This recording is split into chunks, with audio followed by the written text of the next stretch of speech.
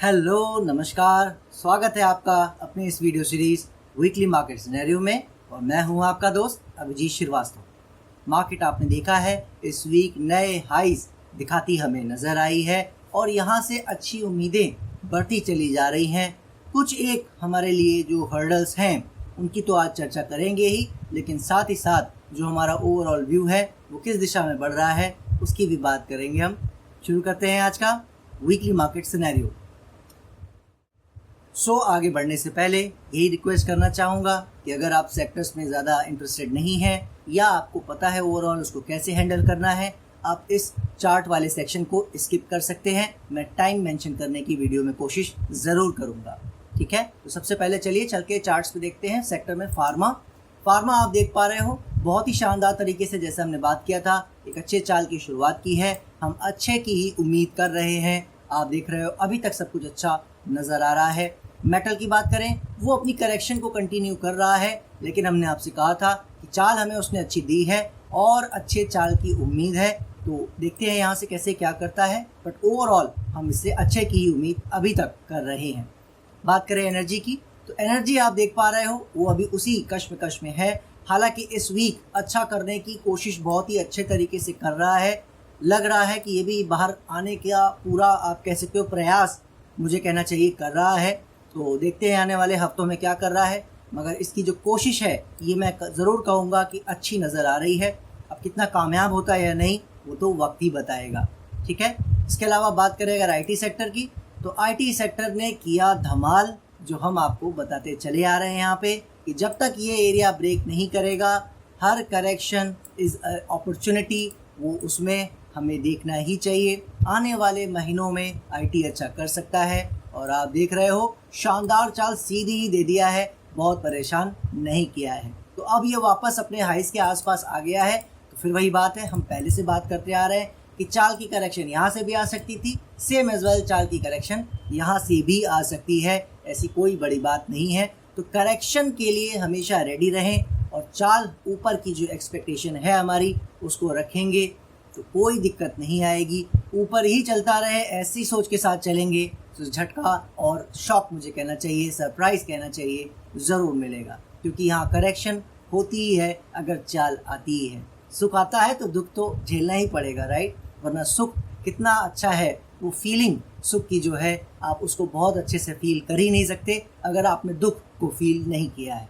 Same as well correction अच्छी नहीं आएगी तो चाल भी बहुत अच्छी आए मुश्किल हो जाता है, राइट। तो देखते हैं कहाँ करेक्शन करता है या सीधे ही चलने की कोशिश करता है। फिलहाल कोई इशू नहीं है। ऑटो की बात करें तो ऑटो एज यूजुअल चला जा रहा है, कोई टाइम वेस्ट की बात नहीं है। जब तक लेवल्स होल्ड कर रहे हैं, करेक्शन करते करते आगे भी चलता रह सकता है, कोई इशू नहीं है। इसके अलावा बात करें एफएमसीजी की, एफएमसीजी जो हमने बात किया था आपसे, इसको 4 आवर चार्ट कर देता हूँ। 4 आवर चार्ट पे आपको नज़र आ रहा है फर्स्ट क्लास तरीके से रेजिस्टेंस को ब्रेक किया है। कुछ लोग अगर चार्ट्स देखते हैं, एनालिसिस करते हैं, तो उनको मैं बताना चाहूँगा, उनको नज़र आ रहा होगा एक बढ़िया cup and handle shape pattern भी यहाँ पे इसने बनाया है। अब ये कंफर्म करके यहाँ से अच्छा करेगा या नहीं वो तो वक्त बताएगा, लेकिन बिहेवियर वाइज तो हम आपको पहले बता चुके थे यहाँ से कि ये अच्छा कर सकता है। अब उसमें पैटर्न बन गया तो ये और भी अच्छी बात है, ठीक है। तो देखते हैं यहाँ से वर्क करेगा या नहीं, क्योंकि हमारा पैटर्न से ज़्यादा इंटरेस्ट, इंडिकेटर्स और ट्रेंड लाइन से ज़्यादा इंटरेस्ट प्राइस के बिहेवियर पे होता है। जी हाँ, आपने सही सुना है, हम प्राइस पैटर्न को भी इतना ज़्यादा इम्पोर्टेंस नहीं देते हैं, ठीक है। तो देखते हैं यहाँ से क्या करता है। उम्मीद आपको पहले से पता है, हम अच्छे की ही एफएमसीजी में कर रहे हैं, ठीक है। और बाकी फिर वही याद रखना है, चालें आती जा रही हैं तो करेक्शन कर करके ऊपर चलता रह सकता है, उसकी उम्मीद हमें हमेशा बना के रखनी है। करता है करेक्शन या नहीं वो उसके ऊपर है, ठीक है। पीएसयू बैंक की बात करें तो वो उसी करेक्शन में है जैसे एनर्जी में रहा है, और ये भी हमें उम्मीद है कि शानदार चाल तो उसने हमें ऑलरेडी दे ही दी है, इसमें कोई डाउट नहीं है। लेकिन हम ये मान के चल रहे हैं कि और चाल दे सकता है। तो बस देखना ये है कि यहाँ पे और कितना समय बिताना चाह रहा है। चलता रहेगा आगे, इसकी उम्मीद अभी हम अच्छे की कर रहे हैं, तो देखते हैं, ठीक है। फिलहाल ये करेक्शन कर लेने देते हैं। रियल्टी सेक्टर की बात करें तो रियल्टी आप देखिए फर्स्ट क्लास तरीके से ऑटो की तरह चलता जा रहा है। इसमें भी जब तक लेवल ब्रेक नहीं करेगा ये 975 का, तब तक कोई इशू नहीं है। इस चीज़ को ध्यान रखना है, चलते रहना है साथ साथ। बस याद रखना है ऐसे सेक्टर्स में जो कि ऑटो और रियल्टी जैसे चार्ट हैं, इनमें करेक्शन की शुरुआत कभी भी कहीं से भी हो सकती है, इस चीज़ का ध्यान रखेंगे। ठीक है, सेक्टर्स ओवरऑल बस मैं एक लाइन में कहना चाहूँगा कि पहले से बेहतरी नज़र आई है, राइट। एफएमसीजी, फार्मा और एनर्जी भी थोड़ा बहुत अच्छा करने की कोशिश कर रहा है, तो अच्छाई की ओर ही इस वीक में हमें पॉजिटिविटी ही नज़र आई है, कोई ऐसा नेगेटिविटी का पॉइंट बढ़ता नज़र नहीं आया है। ओवरऑल अच्छा ही है सेक्टर। बात करते हैं, अब वापस चलते हैं अपने ग्लोबल मार्केट पे और कर लेते हैं बात डाउ जोन्स की डायरेक्टली डेली चार्ट पे आकर। डेली चार्ट पे आके देखते हैं तो पता लगता है, जो मैंने आपको यहाँ पे वार्न किया था कि ऐसे करेक्शन में कभी कभी एक शार्प फॉल हमें देखने को मिल जाती है, वो अभी इसमें कोई इम्पैक्ट नहीं पड़ा है। स्लोली सही मगर ऊपर आने की कोशिश कर रहा है, जो कि बहुत अच्छी बात है। कब यहाँ से निकलेगा हम देखेंगे, लेकिन अभी तक याद रखिएगा पॉजिटिविटी यहाँ पे हावी हो नहीं सकी है। अब अगले हफ्तों में यहाँ से पार कर जाए अच्छे से, हम बिल्कुल मान लेंगे और उसके साथ साथ चलेंगे, क्योंकि हम पहले से बात करते आ रहे हैं करेक्शन कम करता है या थोड़ी ज़्यादा करेक्शन ही कर सकता है, इसकी उम्मीद हम करते आ रहे हैं, क्योंकि इसके बाद इसको ऊपर ही चलना चाहिए। हमारी बेट अभी तक तो इसी पे बनी हुई है।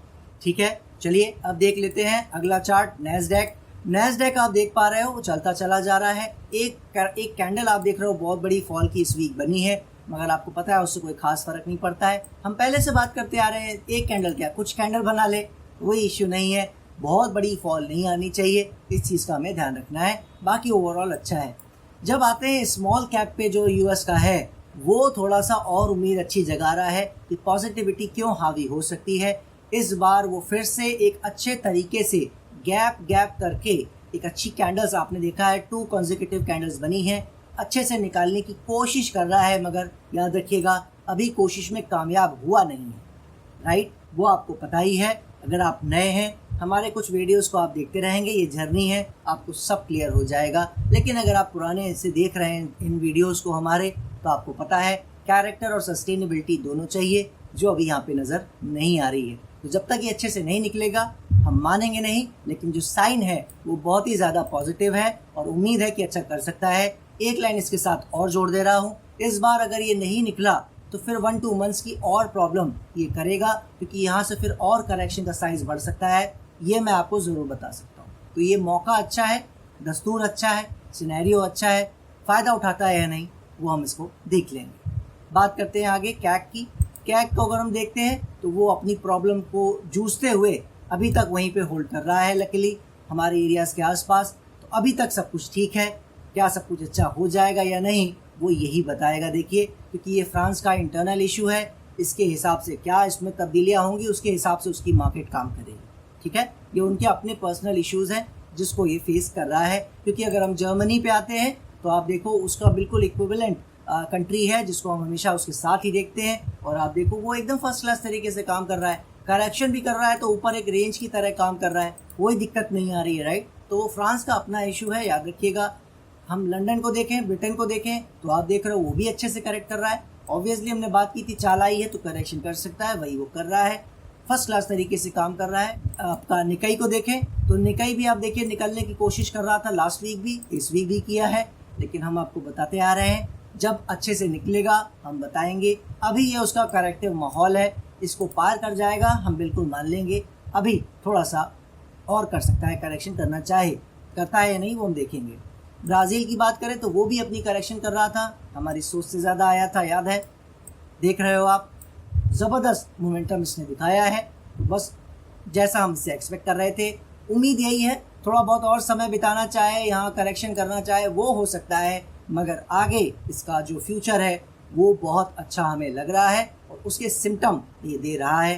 कंफर्मेशन देना भी बाकी है, तो देखते रहेंगे ये अभी क्या कर रहा है। ठीक है, आ जाते हैं जो सबसे ज़्यादा फ्रेजाइल है इस वक्त, जिसको हमें देखते रहना है, डॉलर इंडेक्स का चार्ट। 103.5 उस एरिया में वापस गिर के आ गया है। हमने लास्ट वीक की बात की थी, इसने अपना एक ये रेंज डेवलप कर लिया है। जब तक इसके बियॉन्ड किसी साइड नहीं चलता है तब तक कोई क्लैरिटी हमें नहीं मिलने वाली है। तो अभी भी इस तरह की फॉल को देखकर कोई खुश होने का फिलहाल फ़ायदा नहीं है, क्योंकि आपको पता है मैं इस लाइन को ठीक ही कर देता हूँ।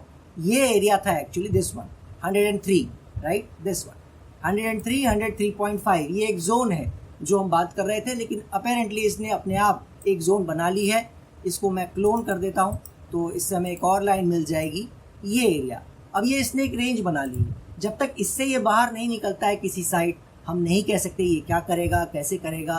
तो इसको हमें देखते रहना है। नीचे कटने का मतलब होगा उम्मीद बढ़ जाएगी, प्रोबेबिलिटी बढ़ जाएगी कि फिर ये अपने नए लोस की ओर चल देगा, जो कि आपको हमारा ब्रॉडर व्यू डॉलर इंडेक्स के बारे में पता है। लेकिन अगर ऐसा नहीं हो पाता है समहाउ, तो फिर कहीं ना कहीं जो बाउंस है, जो एक चाल है थोड़ी सी और ऊपर हमें देखने को फिर मिलेगी, अगर ऊपर ब्रेकआउट देता है। क्या करता है वो हम देखते रहेंगे, फिलहाल कोई इशू नहीं है। तो ग्लोबल मार्केट में आपने देखा है इस वीक चीज़ें और पॉजिटिव होती नजर आई हैं। जैसे हमारे सेक्टर्स में थोड़ी पॉजिटिविटी बढ़ी थी, इस वीक ग्लोबल मार्केट में भी थोड़ी पॉजिटिविटी बढ़ी ही है। कोई नेगेटिविटी, कोई ऐसा पॉइंट बढ़ा नहीं है आपने देखा। तो ओवरऑल चीज़ें अच्छी होती हमें नज़र आ रही हैं बाहर भी, और अपने यहाँ और क्या क्या हो रहा है उसको देख लेते हैं। ठीक है, चलते हैं अपने चार्ट्स पर, और सबसे पहले हम यहाँ पे देख लेते हैं जूनियर निफ्टी को। जूनियर निफ्टी वो अपनी चाल, अपनी गति से आप देख रहे हो चलता चला जा रहा है। इसका एरिया जब तक ब्रेक नहीं करता है, ऑटो रियल्टी की तरह साथ साथ चलते रहना है, कोई दिक्कत नहीं है। स्मॉल कैप की जो हमने बात की थी आपसे, स्मॉल कैप आप देख लो, वो भी अपना चाल लेके थोड़ा सा वहाँ पे समय आप कह सकते हो बिता रहा है, कोई इश्यू नहीं है। थोड़ा बहुत फॉल भी आना चाहे, हम पहले बात कर चुके हैं, वो आ सकता है, लेकिन इसको अब इस साइड जो हमारा सपोर्ट लगा हुआ है आना चाहिए नहीं। याद रखिएगा, रिवाइज सपोर्ट हम इसलिए नहीं कर रहे हैं क्योंकि हम पहले से आपको यहाँ बताते आ रहे हैं, स्मॉल कैप की इस चाल को देखकर हम बहुत ज़्यादा खुश नहीं हैं, क्योंकि डेटा ने हमें क्लियर कर दिया है कि ओवरऑल ब्रॉडर व्यू में स्मॉल कैप में चाल नहीं आ रही है। सिलेक्टिव स्टॉक्स में चाल ज़रूर आ रही है, जिसके पास वो है वो उसको एंजॉय करें। लेकिन ज़्यादातर हम बात करते आ रहे हैं ट्रेडिंग पर्सपेक्टिव से कम आने वाले 1-2 मंथ्स के लिए, 3 मंथ्स के लिए दूर रहने की ज़रूरत है, जब तक यहाँ पे कोई क्लैरिटी हमें स्मॉल कैप मिड कैप को लेकर ना मिल जाए। यही हम बात करते आ रहे हैं, और उस व्यू में कोई भी चेंज नहीं है, ये याद रखिएगा। इस चाल को देखकर ज़्यादा खुश नहीं होना है। बात करते हैं इसके अलावा, आगे चलें, अपने बैंक निफ्टी चार्ट पर आ जाते हैं जो इम्पोर्टेंट रहा है। ये हमारा बैंक निफ्टी का चार्ट आ गया है 4 आवर्स का, और आप देख रहे हो ऊपर समय बिताता नज़र आ रहा है। इस तरह का चार्ट निफ्टी में नहीं है, लेकिन मैंने आपसे पहले भी कहा है 1-2 वीक्स का आउट परफॉर्मेंस, 1-2 वीक का अंडर परफॉर्मेंस, ये सब कहानी तो चलती रहेगी। हमें देखना ये है कि यहाँ से अंडर परफॉर्म ना करे, जो हम यहाँ पे एक्सपेक्ट करते आ रहे हैं। अभी तक ऐसी कोई दिक्कत नहीं है। करेक्शन की उम्मीद हम खुद करते आ रहे हैं, आ जाएगी यहाँ तक तो ठीक है, नहीं आएगी तो फिर ये चलता रह सकता है। ध्यान क्या देना है, याद रखिए, जो मैंने लास्ट वीक आपको बताया था, HDFC बैंक कुछ ज़्यादा मुसीबतें इसके लिए खड़ी कर रहा है। हालांकि मैं इसके लिए पूरा जिम्मेदार HDFC बैंक को नहीं मानता हूँ। कुछ एक बैंक्स में और दिक्कतें आई हैं, लेकिन वो दिक्कत नहीं है, उनमें चाल आई थी तो उनमें करेक्शन आ रही है। लेकिन HDFC बैंक में तो वो चाल भी हमें कुछ ऐसी सॉलिड नज़र नहीं आई। अब ये कोई कह सकता है लो से चला है 300-400 पॉइंट्स तो उसकी करेक्शन कर रहा है, लेकिन जो बिहेवियर HDFC बैंक का, याद रखिएगा, वो क्वेश्चनेबल रहा है। और इसीलिए मैं बोलता आ रहा हूँ कि लार्ज कैप में भी जहाँ हम ध्यान दे रहे हैं, वो इस सेगमेंट से जो हाई पेडिग्री वाले हैं थोड़ा दूर ही रहेंगे तो बेटर है। और लार्ज कैप स्टॉक्स कई हैं, उनको हम देख सकते हैं, सारे हाई पेडिग्री नहीं हैं, ये आपको पता है। तो बैंक निफ्टी की अंडर परफॉर्मेंस याद रखिएगा, दिक्कत इसमें तभी आएगी जब HDFC बैंक जैसा बड़ा मजबूत शेयर कोई बड़ी कमज़ोरी, बड़ी प्रॉब्लम दिखाएगा। हमारे लिए out of the watch list है, हम उसको किसी भी तरीके से फॉलो नहीं करते हैं जब तक वो किसी तरह की परेशानियों को दूर करके कंफर्मेशन हमें ना दे। ठीक है, तो उसी तरीके से याद रखना है। बैंक निफ्टी का भी वही सिनेरियो है, हम इससे उम्मीद बहुत अच्छे की कर रहे हैं, आपको पता है। फिलहाल जो थोड़ी बहुत करेक्शन चल रही है उसको अभी और करना चाहे कर सकता है, वरना बाद में भी हम उम्मीद ऊपर की ही अभी कर रहे हैं। चलते हैं और निफ्टी को समझ लेते हैं। निफ्टी के चार्ट पे जब हम आते हैं और 2 आवर का टाइम फ्रेम करते हैं तो हमें दिखता है कि इस वीक हाई ही लगता नज़र आया है, कहीं कोई दिक्कत नज़र नहीं आ रही है। और हम आपको ये बताते भी आ रहे हैं कि ओवरऑल अब इसे अच्छा ही करना चाहिए, लेकिन छोटा मोटा करेक्शन अगर करना चाहे ये कभी भी कहीं से भी कर सकता है। लास्ट वीक मैंने आपको एक लेवल भी दिया था, राइट, 24,600 के एरिया से लेकर 25,000 का जोन हमने आपको दिया था। इस वीक 600 के आसपास तक का हाई लगा लिया है, जैसा आप देख रहे हो, अभी भी वहीं स्टैंड कर रहा है, यानी लोअर रेंज के रेजिस्टेंस के आसपास आ गया है। और 25,000 के आसपास का जो साइकोलॉजिकल लेवल है, वहाँ तक की ये पूरा जोन है। कहीं से भी अगर कोई करेक्शन ये छोटी मोटी ट्रिगर करना चाहे, यही इसके पास वो मौका है, वरना फिर इसके बाद कहाँ जाके रुकेगा कुछ पता नहीं है, वो हम देखते रहेंगे। ठीक है, तो पॉइंट क्या है कि अब यहाँ से करता है करेक्शन या नहीं वो हम देखेंगे। मेन चीज़ अगर हम पहले निफ्टी के लेवल वाइज बात करें तो उसमें कोई चेंज नहीं है, याद रखिएगा, क्योंकि अभी भी वो करेक्शन की संभावना बनी हुई है और थोड़ी कम होती है या ज़्यादा वो हमें कंसीडर करके चलना पड़ेगा। तो 23,400 के आसपास का लेवल ही अभी हमारे लिए सपोर्ट है। ठीक है, अब बात कर लेते हैं वापस थोड़ा बैंक निफ्टी से कनेक्ट करते हैं, निफ्टी को चल क्या रहा है।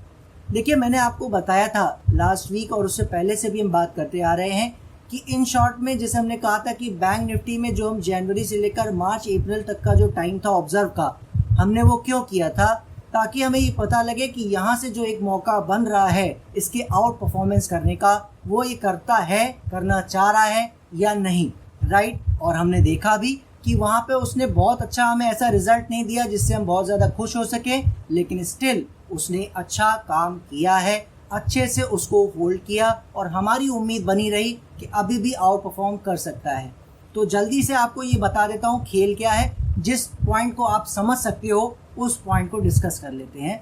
छोटा सा पॉइंट है, 2002-03 से लेकर 2019-20 तक यानी कि 15-16 ईयर्स के दौरान अगर आप देखोगे मोर और लेस 90% टाइम, कम से कम कुछ एक महीने बीच में हो सकता है अंडर परफॉर्मेंस किया हो, वरना 90% टाइम बैंक निफ्टी ने निफ्टी को या तो इक्वली परफॉर्म किया है उसके साथ या आउट परफॉर्म किया है, बेहतर ही परफॉर्म किया है। आप जाके कहीं पे भी इस डेटा को चेक कर सकते हो। ठीक है, और इस जर्नी में जैसा हम कहते हैं ना, हर एक जर्नी का एक कहीं ना कहीं या तो अंत होता है या उसकी एक करेक्शन होती है चाल की।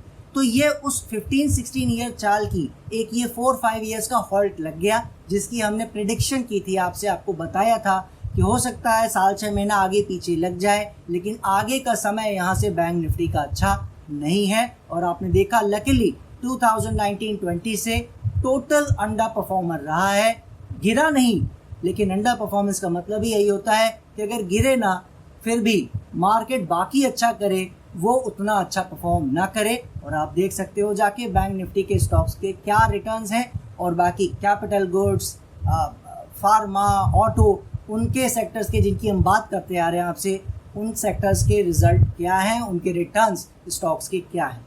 ठीक है, तो मुझे उसमें ज़्यादा डिटेल में जाने की ज़रूरत नहीं है, आपको पता ही है सब कुछ बढ़िया रहा है वहाँ पे।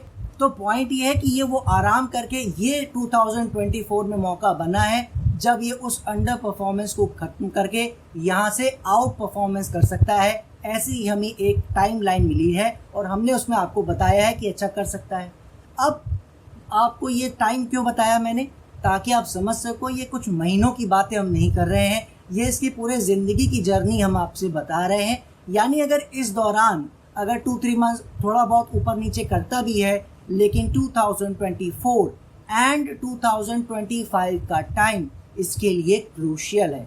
पूरा इतिहास आपको मैं समझा रहा हूँ इसका, और अब आने वाला फ्यूचर इस पर कितना डिपेंडेबल है वो आपको समझाने की कोशिश कर रहा हूँ। तो यानी 2024 और मैक्सिमम साइड 2025 अगर इसने आउट परफॉर्मेंस नहीं दिखाया, आपको पता है वैसे तो हमने कहा है कि अंडर परफॉर्मेंस नहीं दिखानी चाहिए, निफ्टी के साथ साथ भी चलता रहेगा तो ठीक है, लेकिन उम्मीद हमारी क्या है, हमने सेफर साइड आपसे ये बातें कही हैं, उम्मीद यही है कि ये आउट परफॉर्म निफ्टी को करना चाहिए, अच्छा करना चाहिए निफ्टी से। अब करता है या नहीं वही हमें 2024 और 2025 के मूव से कंफर्म होगा, इसके आने वाले सालों का मूव। ठीक है, तो इसलिए समझ लीजिए अगर ये 1-2 वीक्स अंडर परफॉर्म करता है, जैसे इस वीक निफ्टी ने हाई लगाया, बैंक निफ्टी ने नहीं लगाया, तो आप कहो कि अभिजीत ने तो कहा था कि बैंक निफ्टी अच्छा करना चाहिए, वो तो कर ही नहीं रहा है, राइट। आ सकता है किसी के मन में, तो वो ये समझ ले कि ये जो हम कहानी बात कर रहे हैं ये 1-2 मंथ्स की नहीं है, ईयर्स की है। तो यहाँ से बहुत अच्छे समय के लिए बैंक निफ्टी अच्छा होगा, कुछ हफ्ते या महीनों के लिए नहीं होगा, इस चीज़ को ध्यान रखें। आई होप आप मेरी बात समझ पाए होंगे कि बैंक निफ्टी का रोल यहाँ से कितना इम्पोर्टेंट है निफ्टी को और ऊपर चलने में। अब निफ्टी में इसमें क्या अटैचमेंट है कि निफ्टी अपने रेजिस्टेंस एरिया के आसपास आ गया है, बैंक निफ्टी भी अगर मैं कहूँ मोटा मोटी तो वो अपने एक रेजिस्टेंस एरियाज़ के आसपास पहुँच गया ही है, मोटा मोटी आप समझो आने वाले वो 500 पॉइंट्स 1000 पॉइंट्स ज़्यादा से ज़्यादा मान लो आप पहुँच जाएगा। तो ये वो रेजिस्टेंस एरियाज़ कॉमन वे में आ रहे हैं। तो यहाँ से क्या छोटी करेक्शन होती है या कोई बड़ी प्रॉब्लम HDFC बैंक स्टॉक के टाइप के कारण कोई बड़ी प्रॉब्लम ना आ जाए, ये वो एरिया है एक्चुअली। ठीक है, तो मैं सिर्फ आपको बता रहा हूँ कि मैं उम्मीद नहीं कर रहा हूँ कोई बड़ी प्रॉब्लम की, ना ही हमें आज की तारीख में कुछ नज़र आ रहा है। वीक बाय वीक आप देख रहे हो पॉजिटिविटी बढ़ती ही जा रही है। जिन इंडेक्सेस में चाल नहीं आ रही थी वो सेक्टर परफॉर्म भी करने लगे हैं, और जब इंडेक्स और सेक्टर परफॉर्म करते हैं उसका मतलब एक ही होता है कि लार्ज कैप परफॉर्म कर रहा है, राइट। स्मॉल कैप से हम ज़्यादा उम्मीद कर नहीं रहे हैं, तो वो अपनी जगह है। तो पॉइंट यही है, याद रखिएगा कि यहाँ से थोड़ा सा अगर करेक्शन आ रही है तो उसको हम ऑब्जर्व करेंगे कि वो कम ही आ रही है ना, इस चीज़ को हमें देखना है। ये वो इम्पॉर्टेंट एरिया हो सकता है, ठीक है नहीं, ये याद रखिएगा, हो सकता है, क्योंकि अगर बैंक निफ्टी को कुछ भी गड़बड़ करनी है, ये वो मौका उसके लिए आ रहा है गड़बड़ करने का। हम उम्मीद नहीं कर रहे हैं, मैं फिर रिपीट कर रहा हूँ, हमारी उम्मीद अच्छे की ही है, लेकिन क्यों कॉशियस हम रहने की बात करते आ रहे हैं, वो कॉशियस वाला जो साउंड आपको हमेशा मेरे बातों में नज़र आ रहा है वो सिर्फ इसीलिए है, अदरवाइज़ कहीं कोई दिक्कत नहीं है। निफ्टी, बैंक निफ्टी हमें नए नए हाइज दिखाते नज़र आ सकते हैं आने वाले महीनों में, कहीं कोई दिक्कत नहीं है, क्योंकि वो इस प्रॉब्लम से जो चल रहा था 22,000 के आसपास निफ्टी में, बैंक निफ्टी में, वो ख़त्म हो चुका है। लेकिन अब ये जो बड़ी खेल की कहानी है उसमें अगर कहीं बैंक निफ्टी को अंडर परफॉर्मेंस यहाँ से भी करना हुआ तो एक बार निफ्टी भी लपेटे में आ जाएगा, याद रखिएगा, और उस बहाने से बड़ा करेक्शन कभी भी हो सकता है। इसीलिए मैं आपको ये सारी बातें कनेक्ट कर रहा हूँ कि जो 2022 दिसंबर वाला निफ्टी वाला इशू था, याद करिए, पेन रह गया है, तो ये सारी चीज़ें कहीं ना कहीं इंटरकनेक्टेड हैं। इसीलिए मैं आपसे बस ये बताना चाह रहा हूँ कि ये जब भी करेक्शन अगर बड़ी करेगा, याद रखिएगा, वो प्राइस और टाइम दोनों में बड़ी कर सकता है। हम उसको अभी नहीं मान रहे हैं, लेकिन याद रखिएगा जो पोस्टपोन वाला समय था वो हमारी एक्सपेक्टेशन उसकी पूरी हो चुकी है। याद रखिए, जैसे हम 20s में होते हैं तो हम ये नहीं कहते कि हम कभी भी मर सकते हैं, लेकिन हम जैसे जैसे 60s और 70s की ओर पहुंचते हैं तो हम बात करते हैं कि हमारा अंत समय कभी भी आ सकता है। अब वो 95 में जाके आएगा, 100 पे जाके आएगा, या 75 पे ही आ जाएगा, ये कोई नहीं बता सकता, राइट। ठीक उसी तरह याद रखिए, वो जो पोस्टपोन वाला 2023 में जुलाई में आकर मैंने आपसे कहा था, जहाँ तक मुझे याद आ रहा है कि वो पोस्टपोन हो गया है, इसका जो बड़ी करेक्शन वाला पॉइंट, वो पोस्टपोन वाला समय निकल चुका है।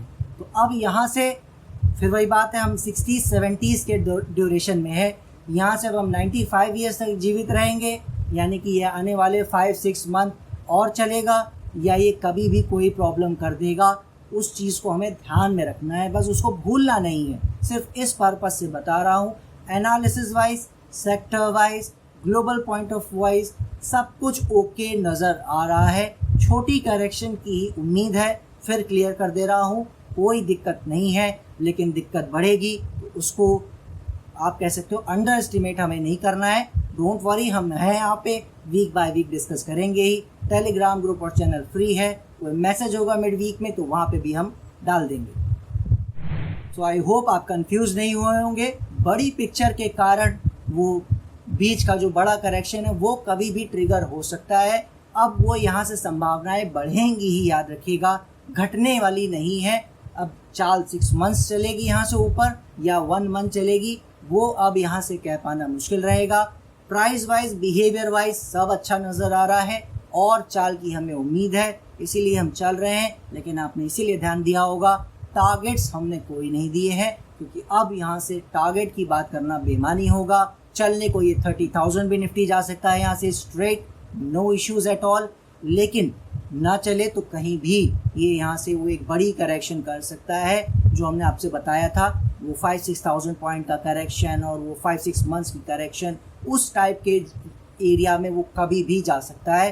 तो हम उससे घबरा के काम करना बंद नहीं करेंगे, हम तो अब फुल फ्लैश काम करना शुरू किए हैं, राइट। तो घबराने की बात नहीं है, उम्मीदें अच्छे की हैं, लेकिन कॉशियसली इसीलिए आपको बताता आ रहा हूँ कि स्मॉल कैप से दूर रहेंगे, क्योंकि वो प्रॉब्लम ट्रिगर होगी तो स्मॉल कैप पहले मारना शुरू कर देगा, ये याद रखिएगा। तो अंडर परफॉर्मेंस उसमें पहले से चल रही है, आप देख रहे हो जनवरी फेब से, राइट। और अब हम ऐसी बात कर रहे हैं कि हम उन चीज़ों के करीब ही चल रहे हैं, कोई ऐसा दूर नहीं भाग पा रहे हैं। तो ये पोस्टपोन वाला सिलसिला कब तक चलेगा, बैंक निफ्टी का सिलसिला कोई प्रॉब्लम वाला आता है या नहीं, ये बहुत सारे क्वेश्चन अनआंसर्ड हैं। वो समय ही देगा। इसलिए बहुत ज़्यादा दूर ना सोच के लेवल वाइज लेवल अप चलेंगे, लेकिन ज़्यादा इंथुसियास्टिक होकर नहीं, कॉशियसली लार्ज कैप्स में काम करते रहेंगे एज ए ट्रेडर और एज ए इन्वेस्टर। मैंने पहले ही कहा है, बहुत बड़ा प्रॉफिट कहीं आ रहा है।